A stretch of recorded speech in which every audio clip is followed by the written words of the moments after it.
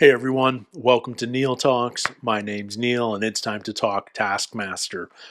You guys know what an awesome word is? Penultimate. Penultimate's a great word, and today is the penultimate episode of Series 17, Episode 9.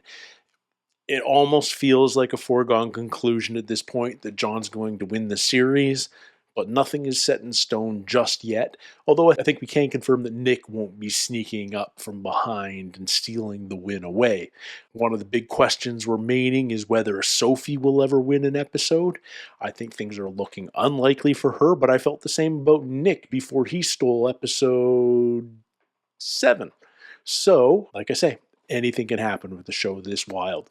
It's been a great series so far. The cast is really great. As I've said before, this is the first time I can recall where I haven't had my horse in the race, so to speak. I love this entire cast as an ensemble. They work really well together. I enjoy the team tasks. I love the different tactics. I love that we have competence and gross incompetence side by side on that stage.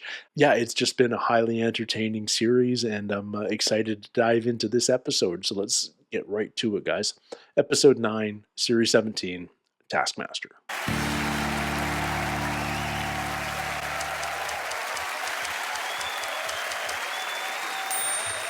All right.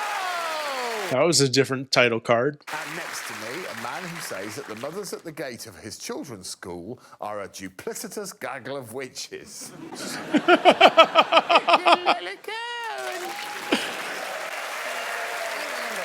This week they brought in the most splendid spherical thing. Splendid spherical. I mean, honestly, the globe is just awesome, period. I wanted to bring you the moon. I made it myself in my own back garden. Wonderful moon.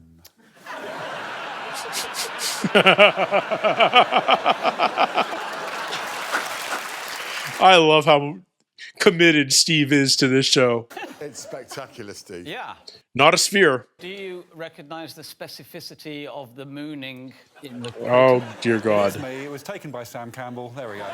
It's going to take some beating, I tell you. I feel like that's a Series 16 spoiler. I've got a mystic ball. Will Greg find love? Will Greg Cannot find love? foretell, but no. You've added the no, yeah? I added the no. It felt more appropriate. A giant honeycomb ball covered in chocolate. I'll pop some coffee in my mouth and I'll allow the coffee to melt through to the honeycomb. Oh. And I've already thought I'm going to have to chuck a cup of coffee on that. Pour the coffee in and then suck it out. Keep talking, you silver-tongued devil. Bath pearls. Very big in the 80s. Got instinct? Worse than Sophie. It's a very specific memory from childhood. There's a little room which is called the spare room. And it always used to smell of bath pearls, that room. Is that it? Oh, that's it. There's no actual story. I honestly don't think I can follow bath pearls. You can. Why not get pissed on top of the world? We could put a woman in it, if you like. That would be interesting. Nick in a wig. I mean, you can't have thought you'd get 3 for that tat. What? What a bar. Like, what do you want? Like, He wants the moon. he wants the moon. Who could deny him 5 points? Well done, Steve Pemberton. There it is. Not to be pedantic, but not a sphere. Oh, it smells nice in here. Like, Smells like bath pearls. Something. Create a new tradition to celebrate Assistants Day. Okay. April the 20th. There is an 420. Assistant's Day, an official. Is it seriously for... Christ. It's my fault. You've got your beard, you've got your clipboard, Personality. you've got a great personality. Tick that box. Cross off the list. Doodle-doo. Doodle-doo. Assistant's Day. Oh, that's a short song. Happy Assistant's Day. On Assistant's Day we shout, hooray!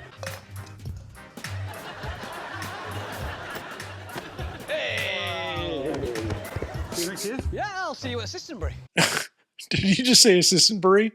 I didn't realize it was a take on Glastonbury. What a terrible start. So we're going to make you your Assistant's Day paper suit. Great. Chill out today and enjoy your Assistant's Day. We're going to go and say no to the bad man. Right. I'm my own man today. I am my own man today.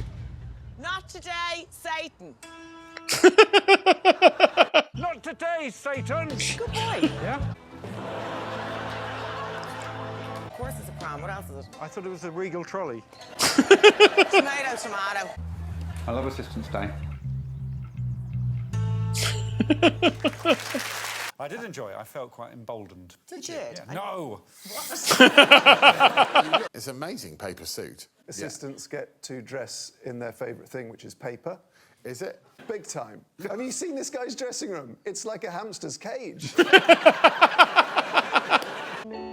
He assists us and helps us. He's persistent and selfless. He's Alex Horne. He is quite tall, a welcome thorn in all our sides. When things get tough, when things get weird, he's always there with his nice beard. So on this day, let's celebrate specifically Alex Horne. Thank you. I felt quite emotional. Is Nick just too good-natured for this show? I thought it was really lovely, Nick. I'm going to give Joanne 4. But, you know, I've been horrible to him over the years, so he should have one day off. Thank you, Joanne. It's not today, you prick. 5 points to Nick. Joanne, John and Steve, joint leaders. It's such a pattern on this series. Well, they all participated in our progressive aerobic cardiovascular endurance run. And I'm not even joking. Stop it. Here we go. Progressive cardiovascular endurance run? No one said there would be fitness involved in this show. Peg a sock, bin an sock, then well don a sock on a appendage. Sock on a What sock the heck? appendage. Peg bin don, is it? Each single f***ing action must take place between b***ing bleeps. Oh, like the bleep test at school. It's like the bleep test at school. Does that make sense? Not really. Let the bleep... Okay. You guys are going to have to... I've heard of this bleep test, but I've never done it. So you guys are going to have to tell me about. And you got to run back before the sound of the next bleep. Okay. Am I the only one who And then hasn't they done the bleep speed test? up, then they decrease. You've the all done the amount of bleep test, I right? haven't done a bleep test, Greg. Ah, I see. Yeah. So old men. I see what's happening here. Of course, our version of that was we used to ride a penny farthing to school. Up on I'm that. appalled at myself. I have a degree in English. How embarrassing. Will they be... Oh, that's a bleep. Okay, so peg a bleep. Don't peg a bleep. Oh, you tied it to the sodding thing. Is there a key for that? I'm going to take off the cloak. Oh, that was a bleep. There's got to be a key for that bin somewhere. I expect so, yeah. He's carrying it. He's literally holding it. Now, what I'm thinking is just move everything a bit closer. Oh, yeah, I see. You found the key? Yeah, I found the key. Must be before the next bleep. Yeah, it's on. Just in time there, Nick. Oh, there's a key on it! They're both being fairly proficient here. Peg bin don. Peg is next. Pegs. Oh! Peg bin don. Peg bin don. Ah, I missed the beep.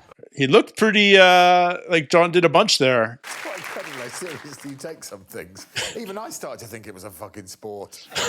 When you've been playing Peg bin don as long as I have, it was a nice day. The wind was in a good place for me. Nick, you take defeat well. Oh, thank you. Something in it. You learn a lot more from failure than success. Yeah. But which do you prefer? It doesn't say peg to the line. Sure it doesn't. Oh, so you've just pegged it. OK. I've got bin it, as in get rid of it. Fine. Is that... It's up to you. I'm bringing them all to the same place. And here's an appendage, isn't it? That's an appendage. Yeah, lovely. You know... Oh, no. Oh. It's a fake basket. I didn't even realize that. Cool. Are you happy with your technique? Oh, lovely. It's very casual, isn't it? We could have brunch. So send the head as an appendage? Yeah, it's a head, isn't it? It's a head in it. This is the sportiest thing I've ever done, I'd say. Uh-oh. It's really complicated. Peg. Yeah, you gotta be quick now. Right, shh. Sorry. Oh, no. Peg. Ah, no, I lost my peg. It's intense, that one's here. Yeah. Okay, are we going to allow those interpretations? It's the first task that I've kind of read between the lines of the task. Yeah. Welcome to episode 9. You're the sort of person who chucks crisp bags out your car, aren't you? People like you are bringing our country down. Finally, it's time to see the multi-award-winning actor and writer Steve Pemberton in a different sort of light. Oh, box! Bin a sock before the next bleep. Oh. After the next bleep. You ready for your sock? Yes. You hungry? Oh, my God. You want a What? sock? Yeah. What the heck, Steve? You sure? Yeah. Give me a sock now. There's your sock. Hey, rude bin. Okay, don a sock on an appendage. I hope I've done Do those that right. count as bleeps? Have you finished?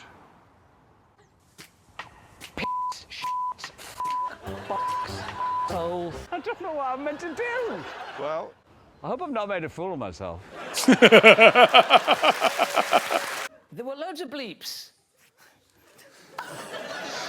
I think I should win. I thought the socks were a total irrelevance. right.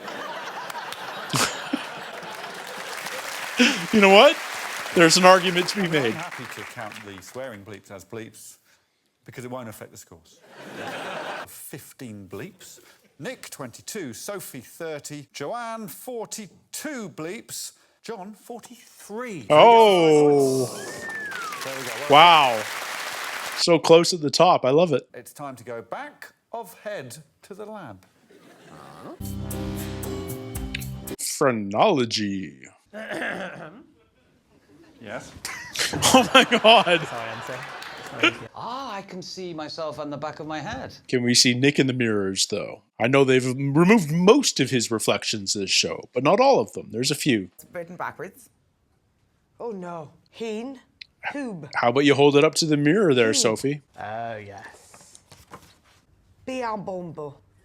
Make the back of your head look like the front of a head. The back of your neeb.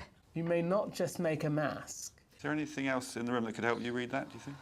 Oh, my... That is a really good trick, I have to say.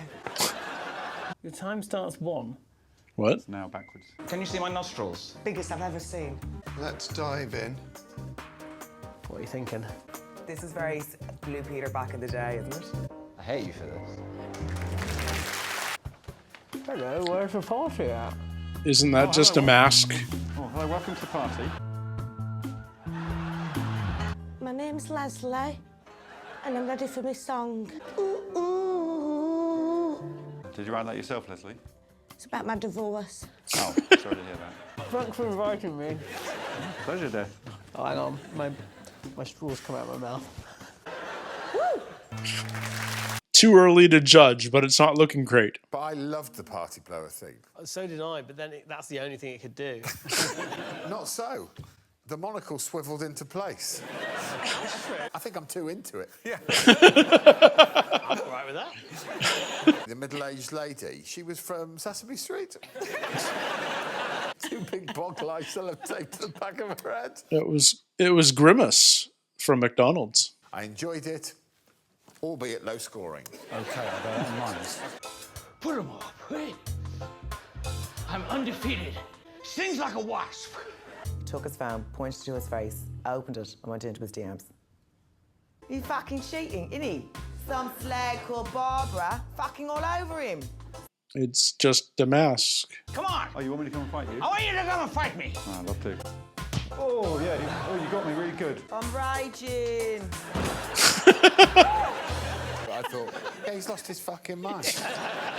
And then I went cauliflower ears. Clever. Orange peeled tooth, banana nose. Stayed my hair for about a fortnight afterwards. And those elastic bands left welts in my face that meant we had to delay filming by quite some time. I'm sorry to the people of Essex. I can't do accents. Oh, she was from Essex. I thought she was Welsh. Were there any rules that Joanne broke?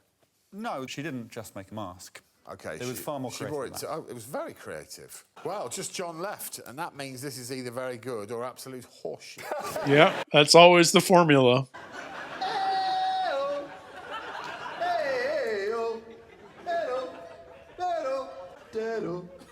Toodaloo.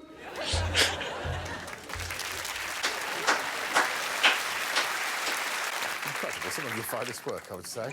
Look how pleased he is with himself. I was painting in the mirror, and I thought, don't let Freddie down. It's quite tricky, really, because there's a lot of people jostling at the bottom of the pile.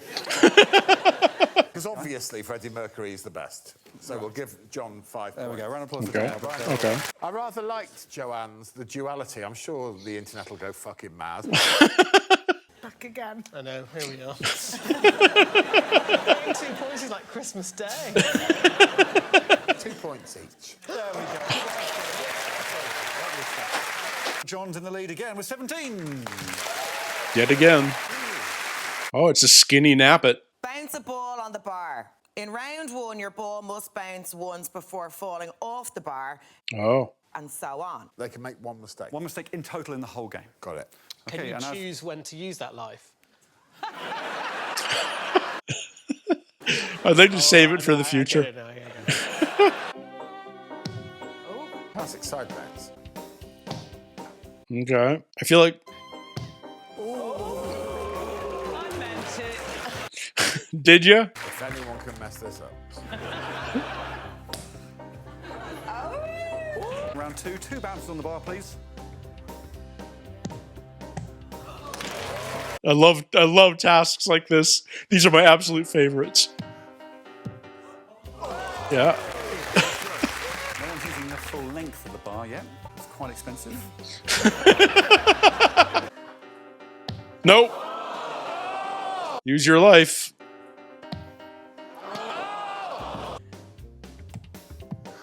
Oh, that was 3. Try and do it twice. Lovely. Okay. Okay. Whew. What? Do we all sit? Duh. Way too hard. Sophie, please make Way too hard. 3 bounces, please.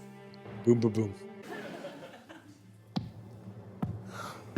No, no, no. Well, it'll be useful in round 5.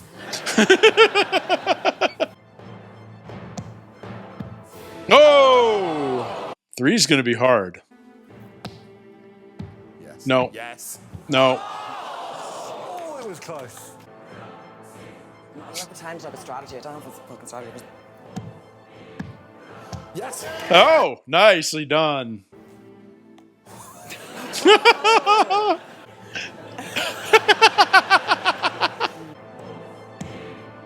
Nope. Joanne wins. But I think John's 3 is enough for him to win yet again. Nick and John joint second, 4 points each, but the best bouncer was Joanne McNally. All right. Yeah, John will get 4. John is the winner again with 21 points. Yeah, there's his 5th win. Are they going to show us the series totals? I feel like he's at 175 plus already. John Robbins! I feel like Dara's record is in serious jeopardy.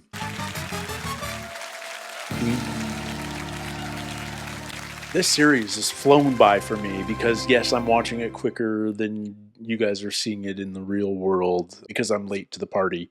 But, man, I'm going to miss this group. This is a really fun group. I like that we have a little bit of everything here. You know, we've got... Nick just might be one of the most charming guests ever. He's an absolute sweetheart. He has moments of brilliance. He's obviously talented, and yet he's not good. He's not a good contestant. He's not designed for this show. And that's okay, because what I haven't liked in the past is when bad contestants don't care. Nick takes loss well, yes, but he's always trying. And I appreciate that, even if it doesn't succeed. And how can you not like him? He's just such a sweetheart. It's really lovely. Let's celebrate Assistants Day. You could make that jokey. You could make that fun. You could make that a little bit crude or crass or insulty. He just chose to write a really sweet song. No irony, no sarcasm, just a sweet, sentimental song. I really appreciate that. I also really, really appreciate John, because he's just taking it super seriously, performing admirably. I'm beginning to realize he doesn't have as much competition in this show as I thought he did at the start. Steve and Joanne have fallen by the wayside, in my eyes, which isn't to say they've stopped being entertaining, but they have flopped certain tasks. And I can't really think John's greatest strength is he's consistent. He has rarely flopped a task. I can't think of an example off the top of my head. I'm not going to say he hasn't, because I find that hard to believe. But he's rarely at the bottom. He's DQ'd once, because there was that one task where everyone DQ'd except Joanne, that final task of the show, taking the bog roll off the bog roll, or passing it through the bog roll, rather. He got DQ'd there, but everybody did except Joanne. Yeah, most of the time he's 3, 4, 5. He's in the top 3, and a lot of the time he wins. But I think the interesting thing about this series, from a statistics point, from a scoring perspective, is generally speaking, the standings are very consistent episode to episode. The top 3 are usually John, Steve, Joanne, and the bottom 2 are almost invariably Nick and Sophie. And that's leading to a real discrepancy, a real gap in the points between top of the table and bottom, greater than I think we've seen in the past. Usually, even those at the bottom overall have strong episodes. And yes, Nick did win one, but it really feels like the gulf between top and bottom this series is especially pronounced. And that's aiding John in accruing a lot of points. There haven't been a ton of bonus points in this series. There were the 2 points handed out all around to everybody last episode, when in the group task, when they all had a secret task to conduct as well. But he's just getting a lot of 4s and 5s. He's getting about 20 points every episode, it feels. So, yeah, I mean, if this keeps up, I feel like he's going to smash Dara's record. I don't know what his total's at right now, but I have to figure he's in the high 170s. And I think Dara's record is in the high 180s. So John would really have to crash and burn in this ultimate episode coming up to not beat Dara's record. It is what it is. It's a shame that Dara's part of Champion of Champions 3, because having him and John go head to head would be really interesting. But John sort of goes into that camp with like the Ed Gambles of the world, those who take this show really seriously, perform really well, and put it this way, I really, really look forward to. I don't know the results of COC3 yet. Don't tell me if Dara won or didn't. As someone who hasn't seen it yet, I can still dream of a matchup that includes Ed and Dara and John in COCOC after they've done COC5. Is that too much to ask? I hope not. Let's go through the tasks this episode. We start off with the prize task, stunning spherical object. I immediately went to a planetary body. Two of the contestants did as well. Steve went for his paper mache moon with the added effect of moon craters upon it, and Joanne went for the globe bar. I would argue that they were the 2 least spherical objects, because the bar included a sphere, namely the globe, but it had many other things in as well, legs and such. And Steve's added craters, well, they certainly added a humorous element. If you want to get pedantic, stop that moon from being a sphere. If I was the Taskmaster, depending on how I was feeling, that could have knocked him down a couple of steps at least. The other 3 were not perfect spheres, because let's be real, a perfect sphere is almost impossible to create because it's all about scale of measurement. But they were approximate spheres, whether we're talking bath spheres or a giant. I mean, clearly they were talking in code. What's the brand name of candy that is chocolate covered honeycomb in the UK? We have similar-ish things here in North America. There's Maltesers, but I don't think that's what they're going after here. Yeah, let me know what that candy is. But somehow or other, John managed to make a massive one. It looked like the size of approximately a basketball. So dang, I feel like what Nick does with the prize task is he thinks of sweet ideas, not necessarily inspired ideas, but he's just like, oh, yeah, dissolvable bath spheres. Those bring back a good memory, but they don't necessarily deserve the win, you know? And then I feel like Sophie, it's clear she's invested the least into the prize tasks.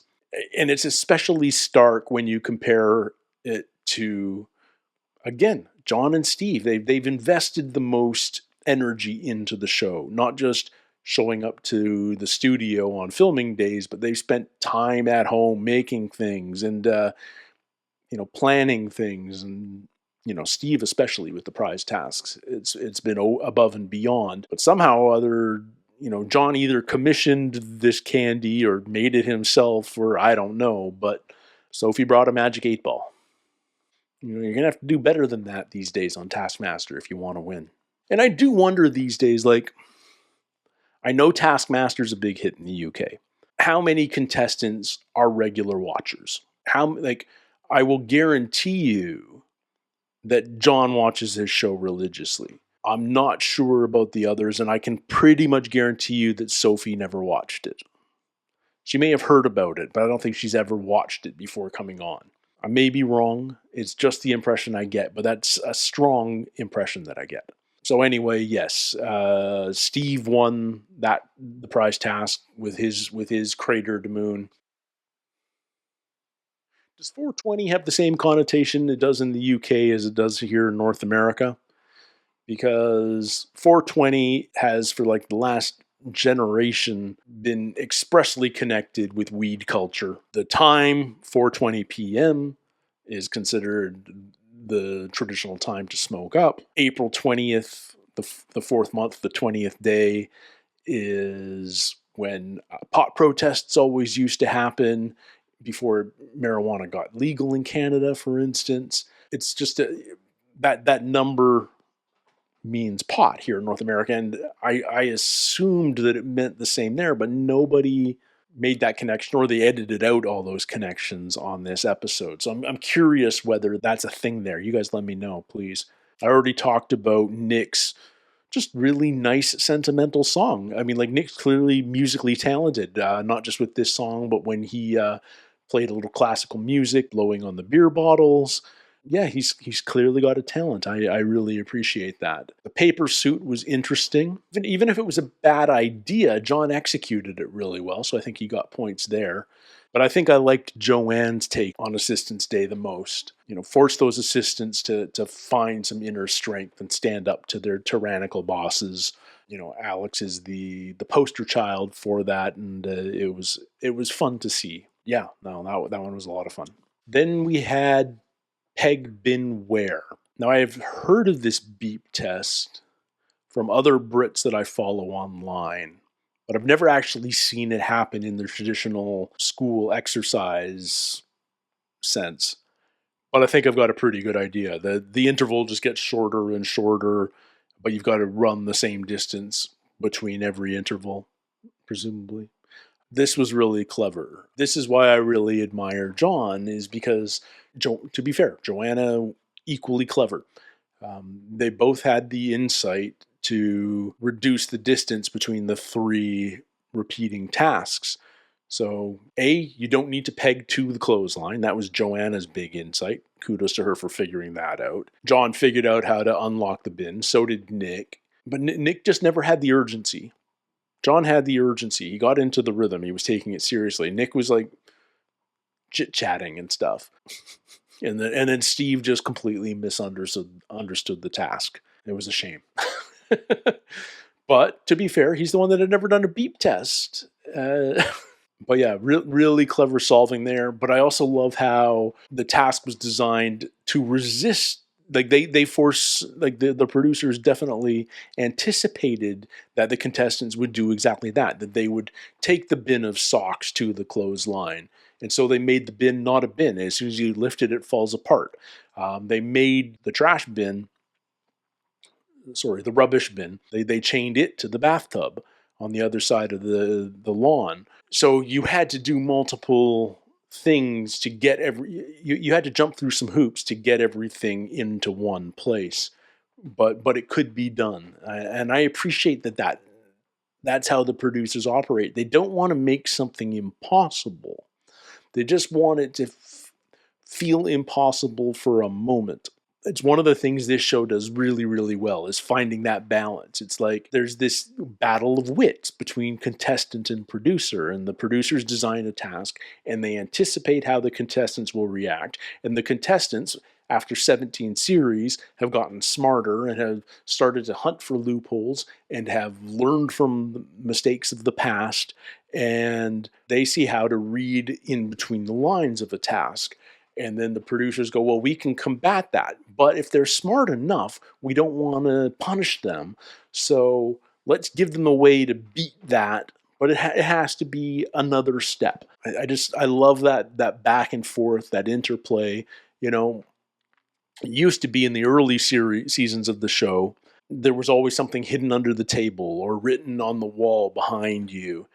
And it's become so normal to check under the table, to read the back of the envelope, to look around the room, that those kind of tricks are becoming less and less common. There's new kinds of tricks being introduced by the showrunners to keep things fresh, to keep contestants on their toes, to keep things interesting. And yet, if you are a regular viewer of the show, if you are a fan of the show, if you're taking your participation seriously, you can still learn from previous contestants and see the best way to tackle certain things. Yeah, I just love the evolution of the show. It's so cool. And yet, for all of that evolution, we see the same mistakes happening in Series 17 that we saw in Series 1, namely stepping over the line, getting you DQ'd, that sort of thing. Some things will never change. It's a lovely balance and evolution of the show, and it's one of the things that I think keeps the show fresh. Anyway, enough of me rhapsodizing. Let's move on. Next task: turn the back of your head into the front of a head. I think this was clearly John's task. He won that one clearly. My first instinct was literally to shave the back of my head, except for eyebrows and a mustache. And then we could go in there with some paint. John didn't go quite as drastic, but he still painted the back of his head. And kudos to him for doing a solid job. And then picking an iconic Freddie Mercury moment that just kind of sold it perfectly. You know, a pose that works front and back. You know, flipping the jacket around, just a simple touch, but it worked really, really well. Mic stand, microphone, boom, nailed it. Yeah, I think Nick could have been scored better. I feel like Nick did better than Steve in the head task. It's like Greg said, there were a lot of moving parts there. You know, the monocle did swivel, the party favor blew. You know, those sorts of. I mean, it was entertaining. It was fun. It moved. The most animated character, wasn't that the actual task? Otherwise, yeah, I think everyone got scored the way they should have. Sophie basically recreated Grimace from McDonald's, a big purple blob with two eyes. I am curious what you guys think of Joanne's take, because yes, the task specifically said you can't just put a mask on the back of your head. And Joanne kind of did, but she also added hair and stuff, a little bit of costume, but it was just a mask for the face. So was Greg right in saying the internet will eviscerate him for scoring her so well, even though he only gave her... Did he give her the 3? Or did he give her the 4? Now I forget. Did she get the 3 and Steve get the 4, or vice versa? Anyway, should she have been scored that high, or should she have been docked a couple of points for basically putting a mask on? Anyway, a fun task. I like these ones that just sort of inspire some instant creativity. Not enough time to plan, almost. You know, you've got 10 minutes, you got 15 minutes to do something that's going to take most of that time to do. So you just sort of have to go with your first idea, whether it's a good one or not. It's a scary situation to be in, but I dig it. And then we get our final task, and we break out the skinny nappet, otherwise known as a bar, and it's bounce the ball a specific number of times each round. I feel like I could have got a 3 bounce, but it was clearly really tricky. It's almost a shame John went first, because I think if he hadn't gone first, at least a couple of people would have tried bouncing it straight down the bar instead of at that rather sharp angle that John started with. But he set a positive trend right out of the gate, and I think he made it easier for everybody else by doing so. Anyway, John got the win. John deserved the win. John deserves to be in the lead of the entire series. Looks like he's going to win the whole thing. Looks like he's got a really good shot of beating Dara's record. We're going to find out next week. I'm going to do my best to be right on the tails of episode 10 live to get my reaction out for it. I'll try and be as quick as I can. Hopefully this is coming out before 10 drops. We'll see. But that's my goal as I record this right now. Anyway, thank you guys so much for hanging out with me today. I love to hear your comments. Please know that they do help the algorithm. They help me. They're greatly appreciated. I see them all. And until next time, everybody, take care. Stay healthy. We'll see you soon. Cheers. Thanks, Neil.